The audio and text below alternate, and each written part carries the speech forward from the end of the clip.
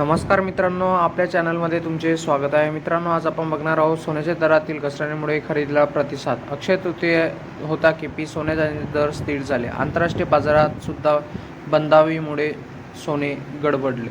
चला तर जाणून घेऊया काय आहे. मित्रांनो, गेल्या 10 दिवसापासून सोन्याच्या दरातील तेजी कायम असून दर उच्च पातळीवर स्थिर आहेत. सध्या सोने प्रति तोळा सुमारे 1,53,000 रुपये, GST अतिरिक्त चांदी प्रति किलो 2,52,000 रुपयावर आहे.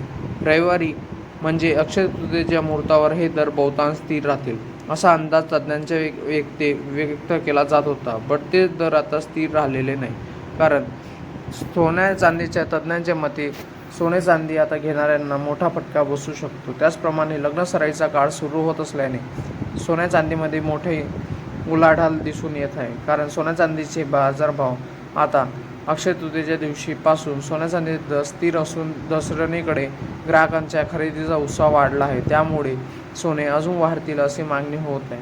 कारण मित्रांनो, सोने घेणे हा आता परवडेल का? तुम्हाला काय वाटते? नक्की कमेंट करून सांगावे. मित्रांनो, सोने घेणे आता या काळामध्ये चांदीचा पण दर वेगाने वाढत आहे. त्याचप्रमाणे सोने पण घेणे आता अवघड झालेले आहे. तरी लोकांनी सोने घेणे आता थांबावे, जेणेकरून लग्नसराईचा काळ झाल्यानंतर सोन्या चांदीमध्ये गुंतवणूक करावी अशी मागणी वर्तवण्यात येत आहे. तसेच तज्ज्ञांच्या मते पण असे सांगण्यात येत आहे. कारण लग्नसराईच्या काळामुळे सोन्या चांदीमध्ये मोठी वेगवान आणि जलद प्रतिसाद मिळू शकतो आणि त्याच्यामुळे दर वाढण्याची शक्यता वर्तवण्यात येत आहे.